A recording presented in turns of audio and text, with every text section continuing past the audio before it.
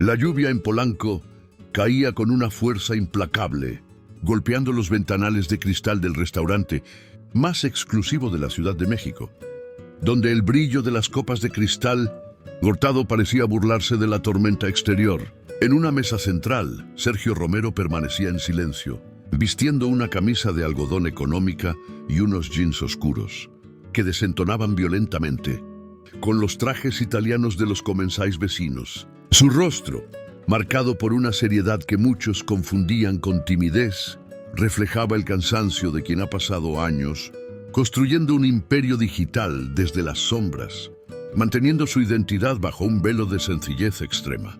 Frente a él, Sofía, su prometida, lucía un collar de diamantes que Sergio mismo le había regalado, aunque ella creía que era una imitación barata comprada en un mercado local. La atmósfera en la mesa se volvió gélida cuando Sofía soltó una carcajada estridente, atrayendo las miradas de los empresarios y modelos que llenaban el salón alfombrado. Ella se inclinó hacia sus amigas, señalando con desprecio la vieja chaqueta de Sergio, que descansaba en el respaldo de la silla, burlándose de su falta de ambición.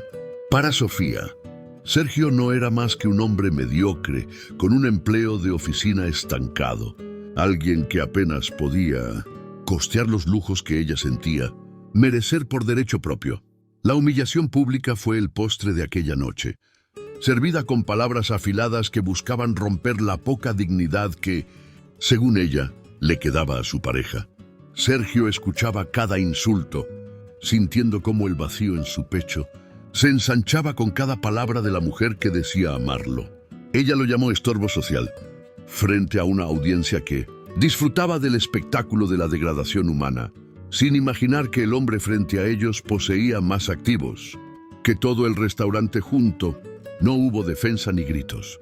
Sergio simplemente dejó un billete sobre la mesa, se levantó con una calma aterradora y caminó hacia la salida bajo una lluvia de risas despectivas. Al cruzar la puerta dorada, el aire frío de la noche lo golpeó, pero no fue nada comparado con la frialdad que sentía en su propio espíritu traicionado. Caminó por la avenida Reforma, ignorando los charcos que empapaban sus zapatos desgastados, sintiéndose como un fantasma en su propia ciudad de rascacielos. La opulencia del acero y el vidrio se alzaba a su alrededor, como una prisión de éxito que no le proporcionaba el calor que buscaba desesperadamente. Al doblar una esquina oscura cerca de un callejón, divisó una pequeña figura encogida bajo un alero de concreto que apenas lo protegía del aguacero.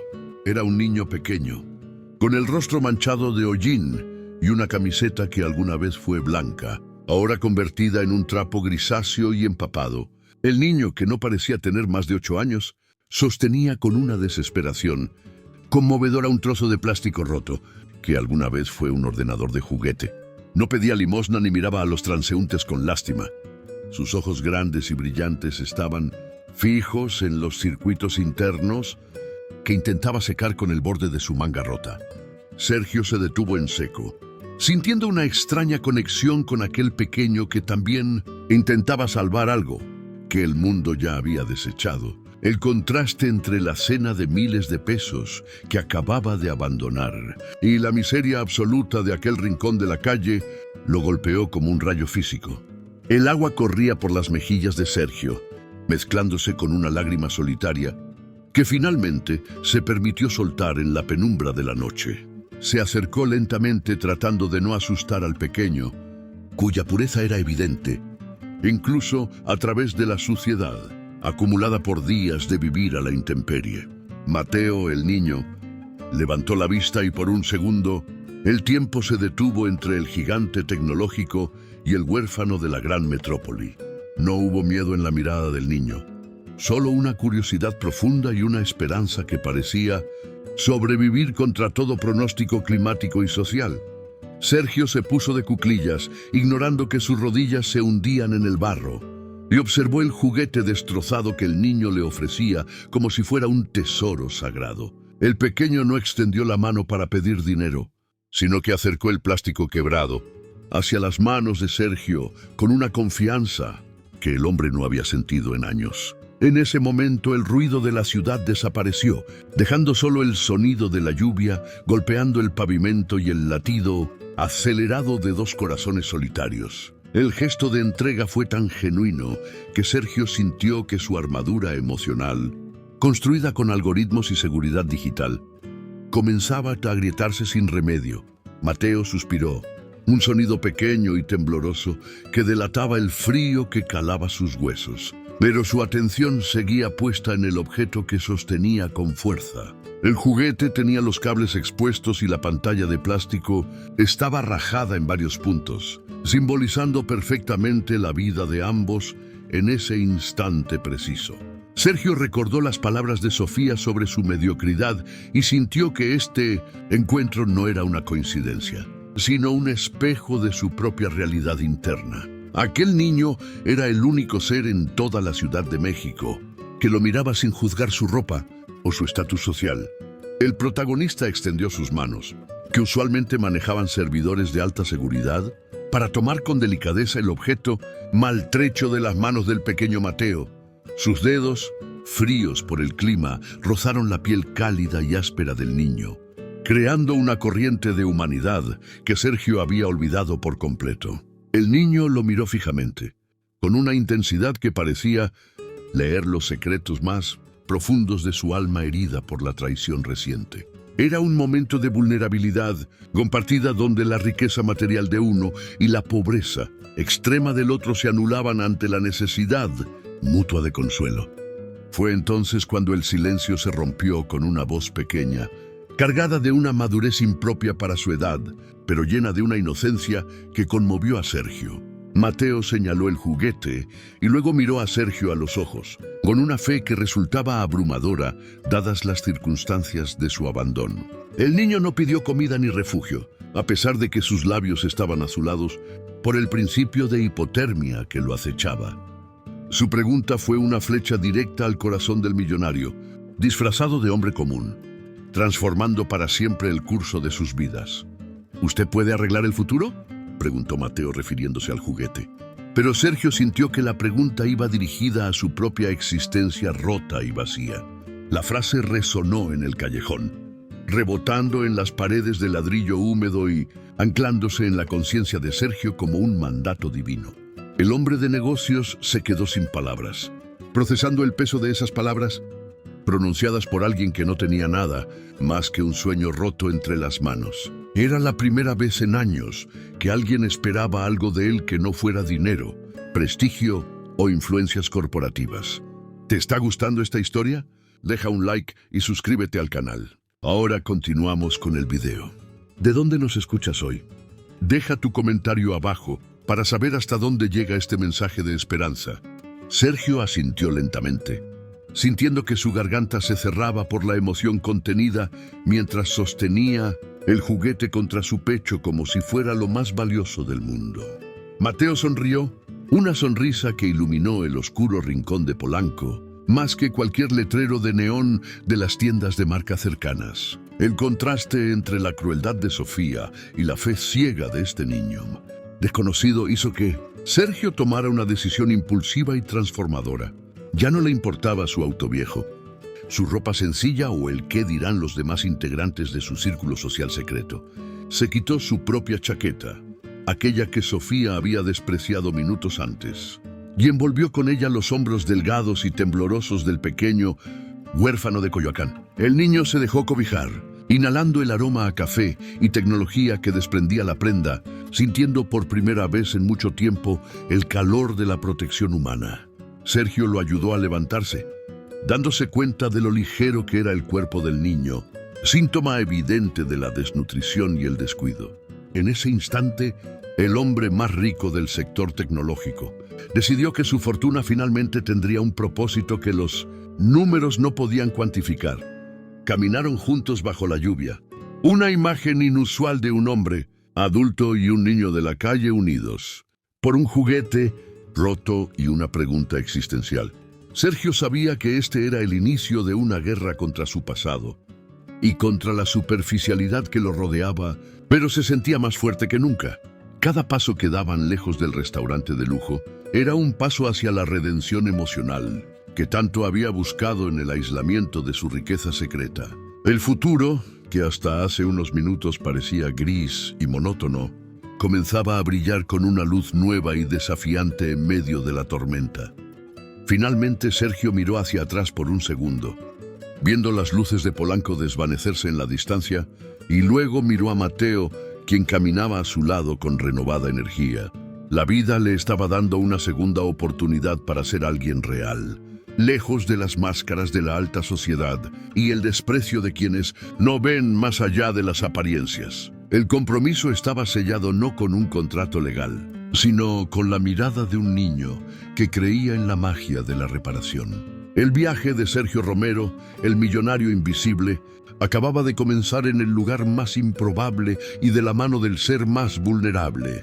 Sergio llevó a Mateo a una pequeña fonda tradicional en Coyoacán, lejos del acero frío de Polanco, donde el aroma a maíz y especias llenaba el aire. Mientras el niño devoraba unos tacos con una desesperación contenida, Sergio observaba sus manos pequeñas, marcadas por cicatrices de trabajos pesados, que ningún niño de 8 años debería conocer.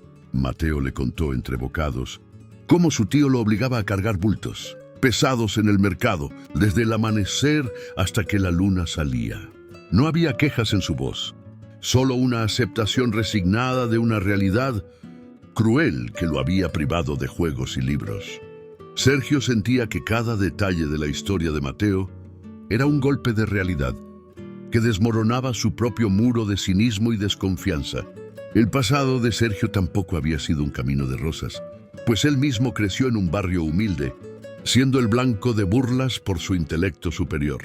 Recordaba vívidamente las tardes en que se escondía en la biblioteca pública para escapar de los abusos de los niños que no entendían su pasión por los números. Su fortuna no fue un golpe de suerte, sino el resultado de décadas de soledad y un esfuerzo sobrehumano para demostrarle al mundo su valor. Sin embargo, al llegar a la cima, se dio cuenta de que el éxito material solo le había traído parásitos sociales como Sofía. Al mirar a Mateo, Sergio veía al niño que él mismo fue, alguien con un potencial infinito atrapado en un entorno que intentaba asfixiarlo. Durante la cena, un perro callejero, flaco y con una oreja cortada, se acercó tímidamente a la mesa donde estaban, sentados bajo la luz amarillenta de la fonda. Sin dudarlo un segundo, Mateo tomó la mitad de su último taco y se lo ofreció al animal, acariciando su cabeza con una ternura infinita.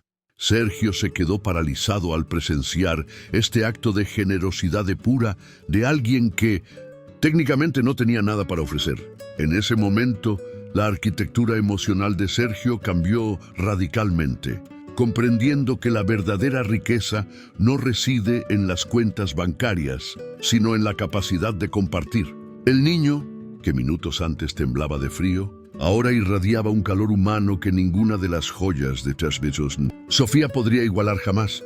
Sergio comenzó a visitar a Mateo todos los días en el mercado, estableciendo un vínculo que iba más allá de la simple caridad o la lástima superficial. Le llevaba libros básicos de programación y matemáticas, asombrándose de la rapidez con la que el pequeño absorbía conceptos que a otros les tomaba meses entender. A menudo se sentaban en las bancas de piedra de la plaza, ignorando las miradas de los transeúntes que veían a un hombre común, hablando con un limosnero. Para Sergio, esas horas eran las más valiosas de su día, superando con creces cualquier junta de accionistas o cierre de contratos millonarios. El aislamiento emocional que Sergio se había impuesto durante años empezaba a disolverse bajo la risa cristalina de Mateo.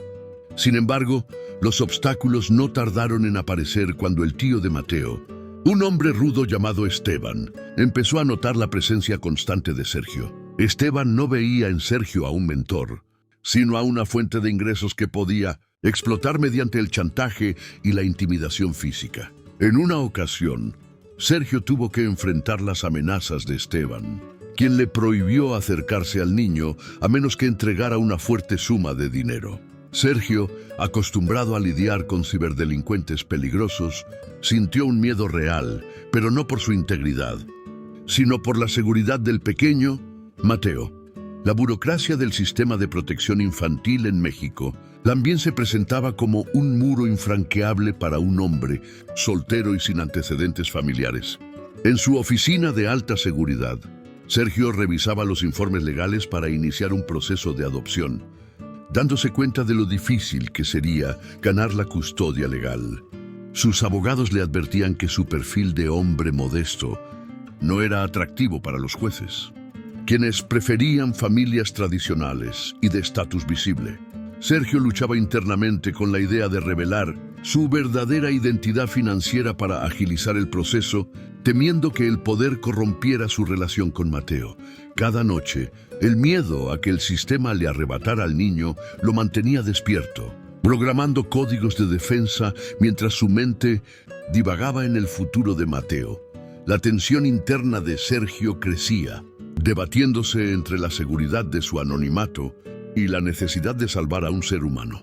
Mientras tanto, Sofía, herida en su orgullo tras ser abandonada en el restaurante, empezó a investigar el pasado de Sergio con la ayuda de sus contactos sociales. No tardó mucho en descubrir que el hombre al que llamó estorbo era el propietario de una de las firmas de ciberseguridad más influyentes del continente. La rabia de Sofía se transformó en una ambición retorcida, planeando una estrategia para recuperar a Sergio y la fortuna que ahora sabía que poseía.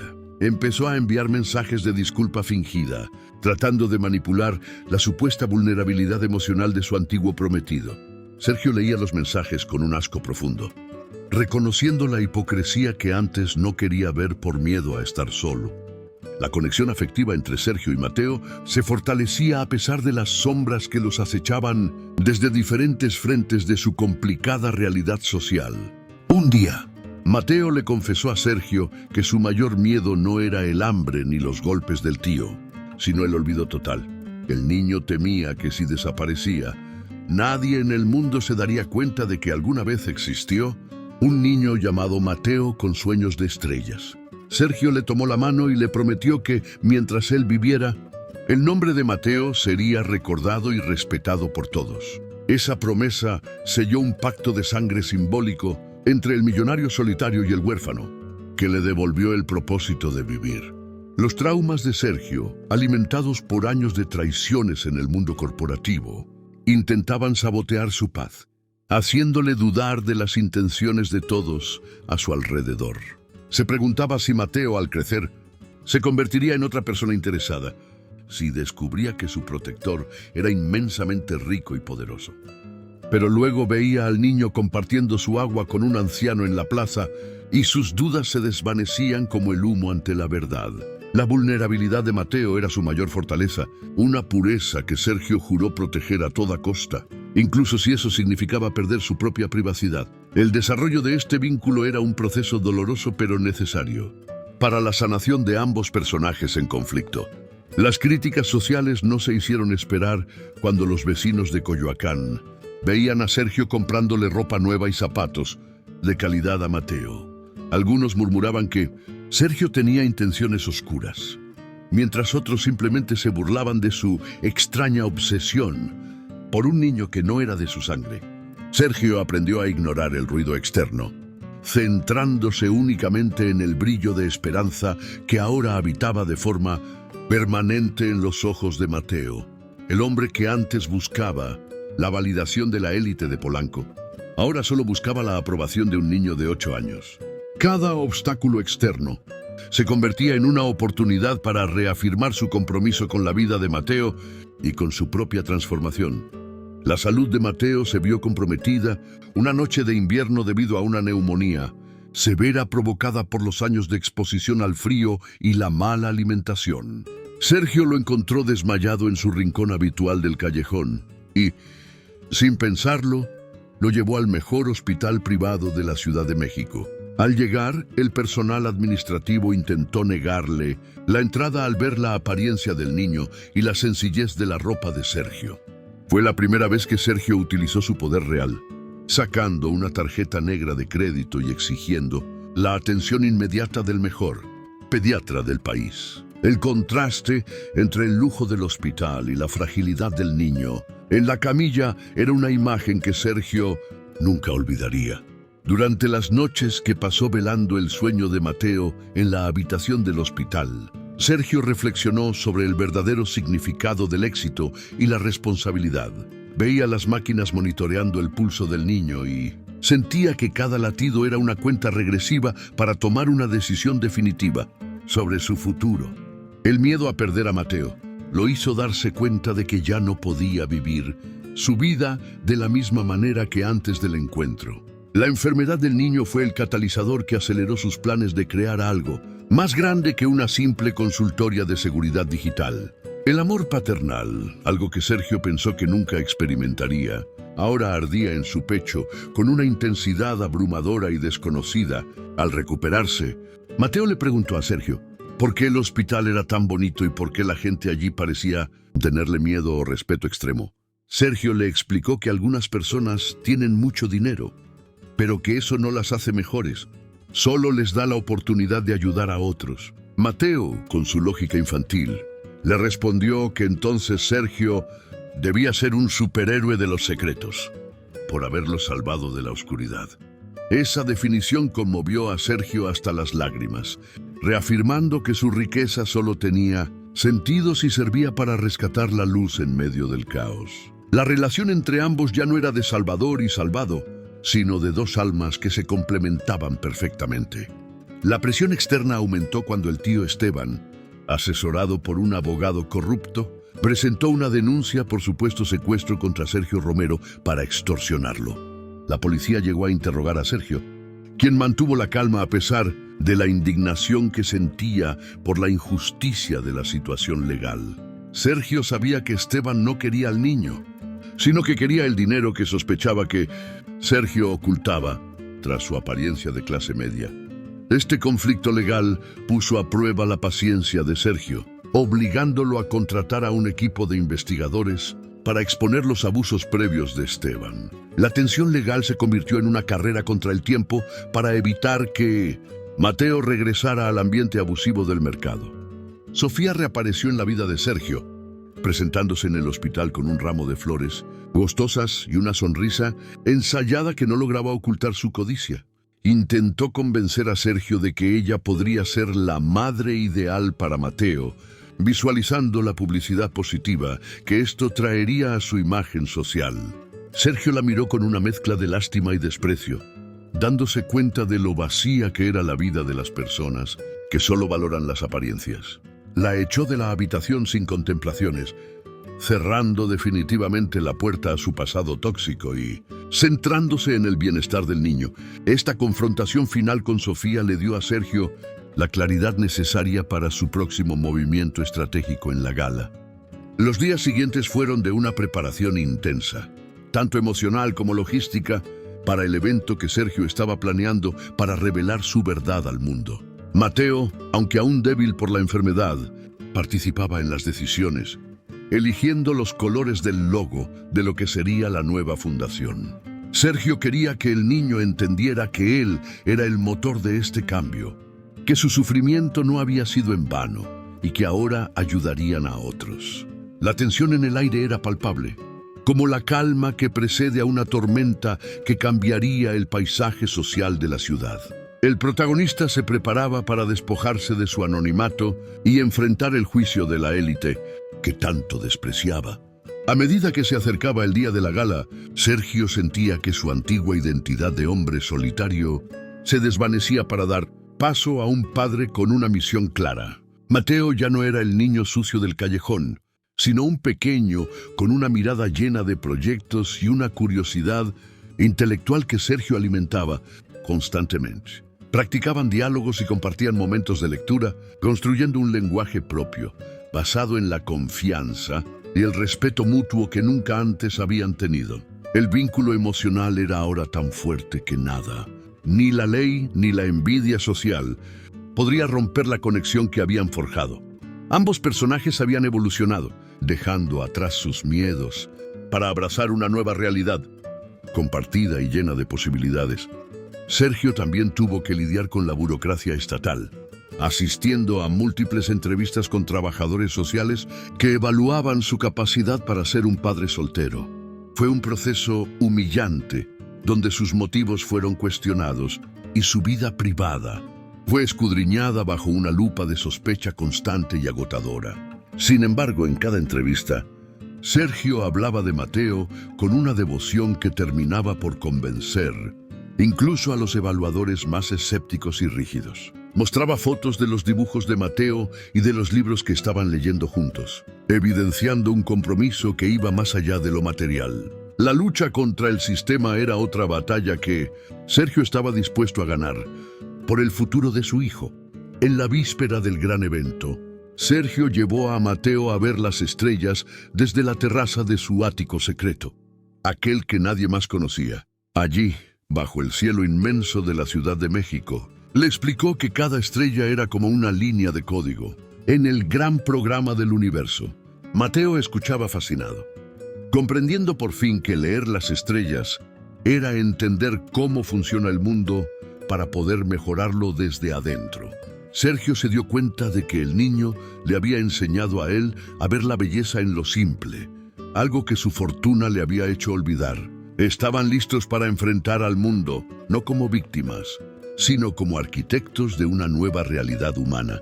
El último parágrafo de este desarrollo muestra a un Sergio decidido frente al espejo, ajustando su corbata para la gala que marcaría el fin de su vida oculta. A su lado, Mateo vestía un traje pequeño a medida, pero conservaba en su bolsillo el trozo de plástico roto del juguete que los unió. La tensión emocional estaba en su punto máximo, lista para estallar en el clímax que definiría el destino de la Fundación Futuro Real. Sergio sabía que a partir de esa noche ya no habría marcha atrás y que el mundo conocería al verdadero hombre detrás del código. Con un último suspiro de valor, ambos salieron de la habitación para enfrentar a la sociedad que un día los despreció por separado. El salón de la gala benéfica en Polanco resplandecía con lámparas de cristal y el murmullo de la élite mexicana, que ignoraba que el anfitrión real estaba entre ellos. Sofía se paseaba con aire triunfal, creyendo que Sergio aparecería para suplicar su perdón y exponer su supuesta nueva riqueza ante sus amigas. La tensión en el aire se podía cortar con un cuchillo cuando las luces se atenuaron y Sergio caminó hacia el escenario principal, vistiendo un traje impecable, pero con la misma mirada humilde. El silencio se apoderó de la sala, mientras los invitados reconocían al hombre que habían humillado semanas atrás en el restaurante. Sergio no buscaba venganza, sino justicia poética, y su presencia irradiaba una autoridad que silenció hasta el último susurro de desprecio.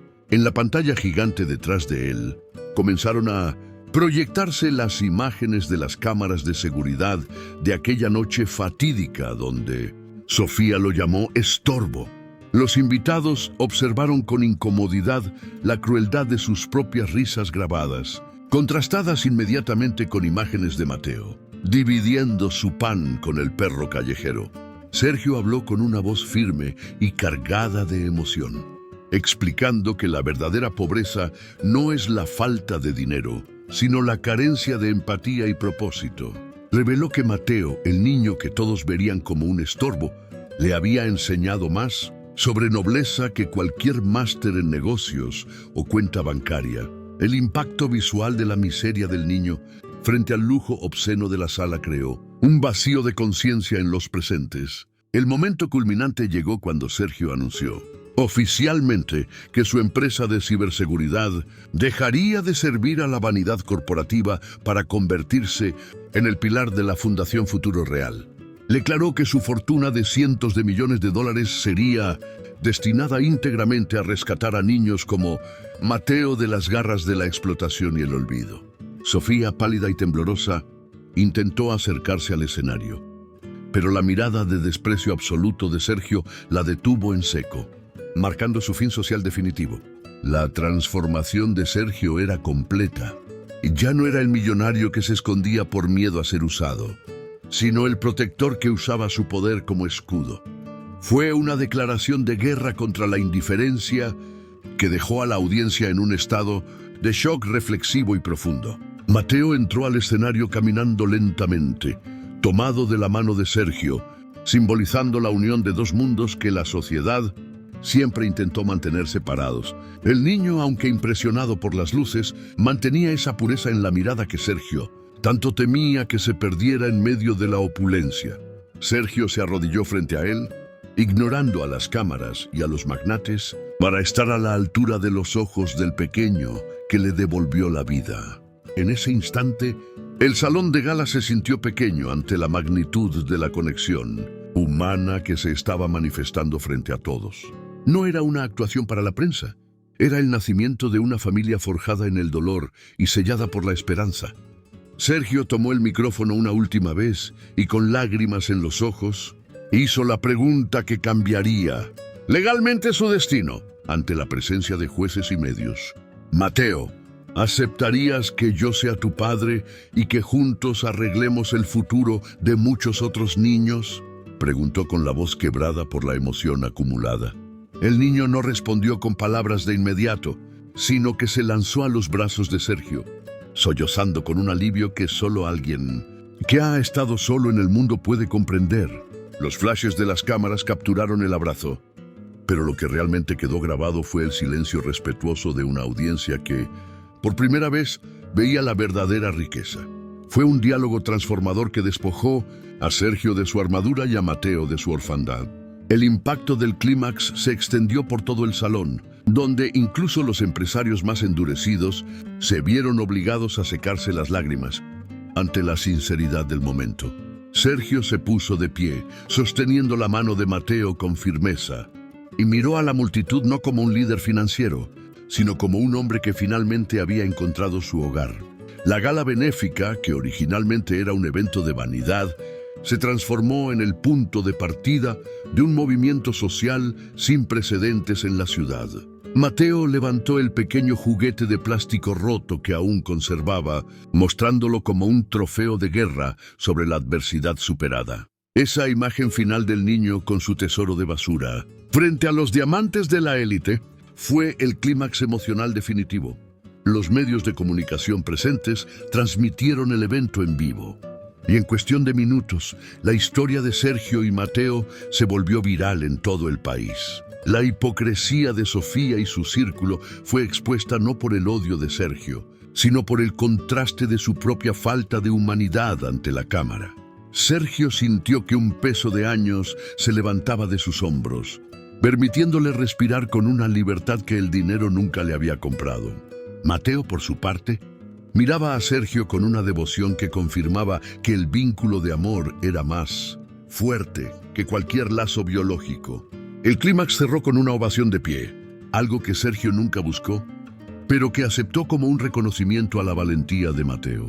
En los rincones del salón, la gente empezaba a hablar de cambios reales, de cómo podían contribuir a la nueva causa de Sergio más allá de un cheque deducible de impuestos. El protagonista había logrado lo imposible: humanizar a una élite que vivía en una burbuja de cristal y acero, utilizando su propia historia de humillación como catalizador. Mateo se sentía protegido, no por las paredes de mármol del lugar, sino por el brazo de Sergio que nunca lo soltaba. Ni siquiera ante el acoso de la prensa.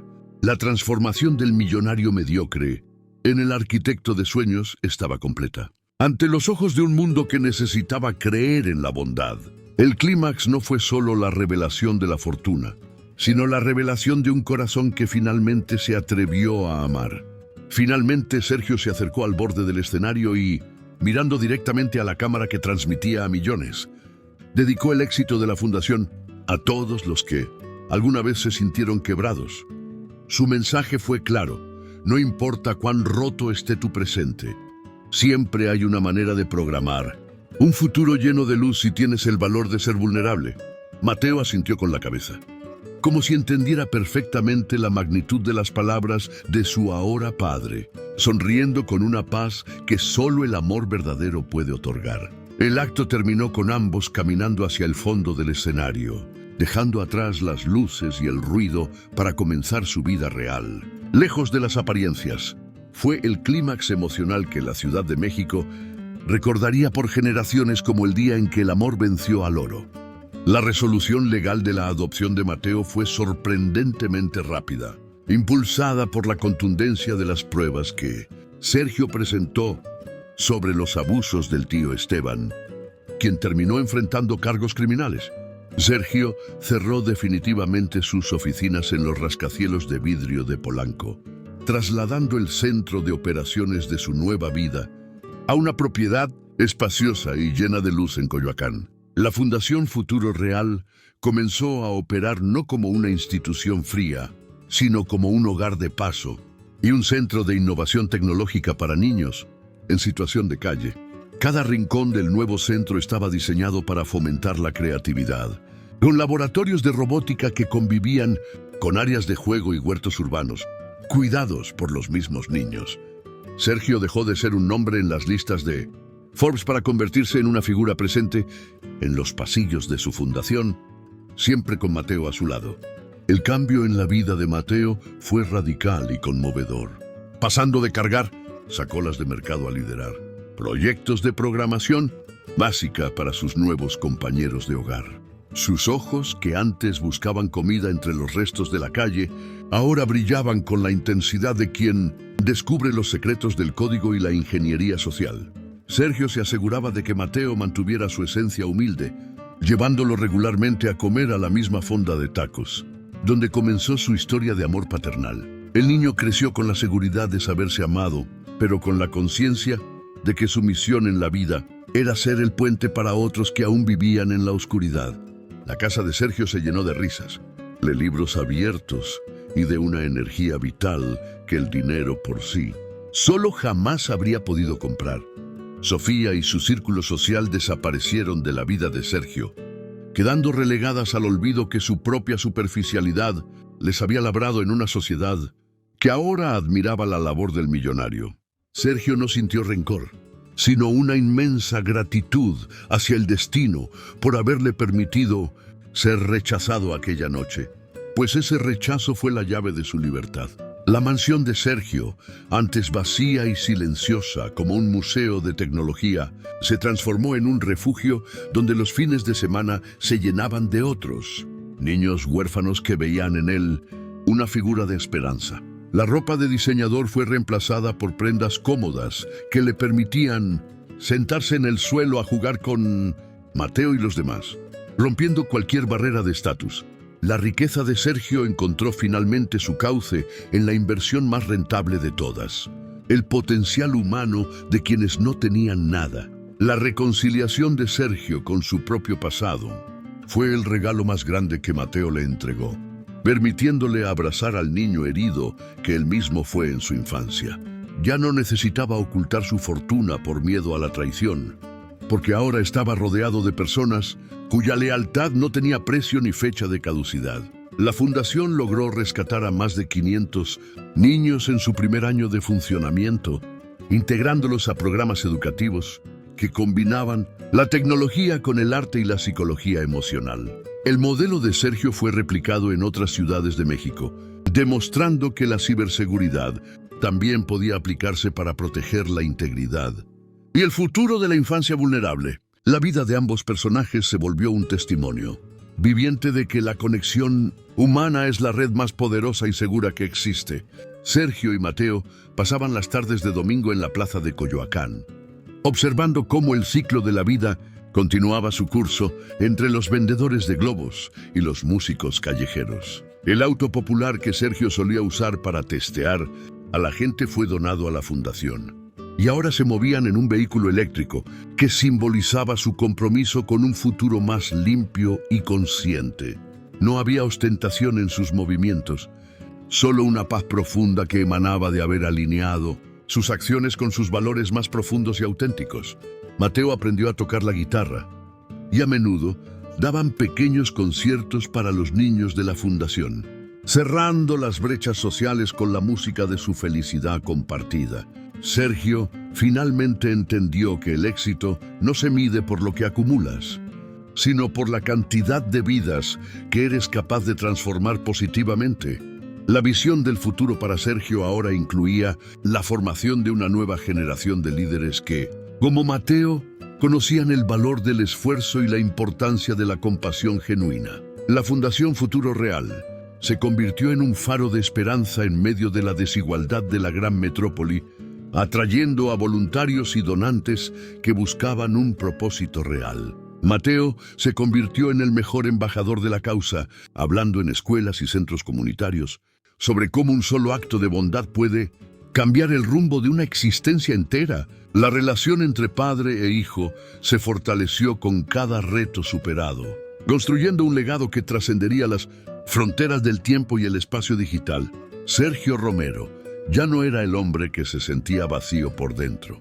Ahora su corazón desbordaba con el amor de un hijo que lo eligió como su salvador. En la pared principal de su casa, Sergio colgó el pequeño ordenador de juguete que Mateo le entregó aquella noche, lluviosa en Polanco, enmarcado como una obra de arte invaluable. Ese objeto era el recordatorio diario de que la perfección no reside en lo nuevo, sino en la belleza de lo que ha sido reparado con paciencia y dedicación absoluta.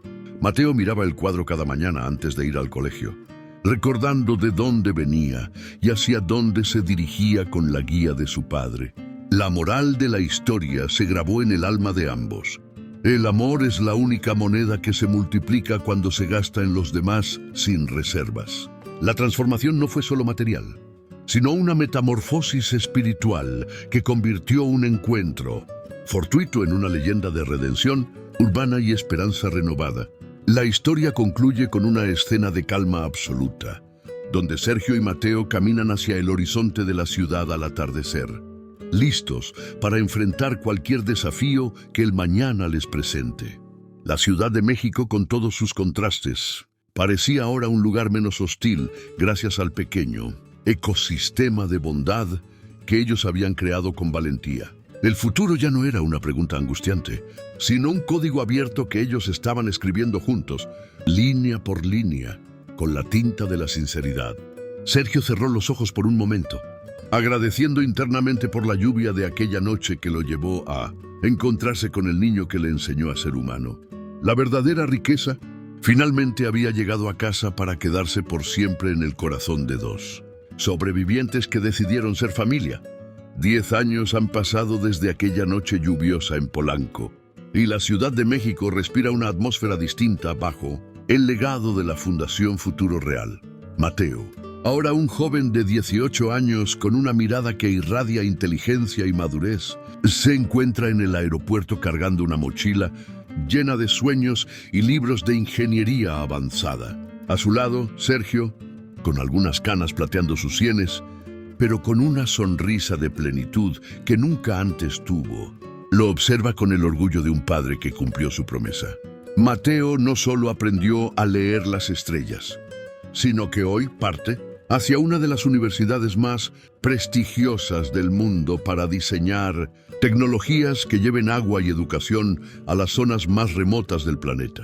El joven se despide de Sergio con un abrazo que contiene una década de gratitud, recordándole que, aunque se vaya lejos, su corazón siempre pertenecerá al hombre que decidió arreglar su futuro. Sergio camina de regreso hacia la misma plaza de Milpa, Coyoacán, donde solía sentarse con Mateo, sintiendo el peso reconfortante de los años bien vividos en el servicio a los demás.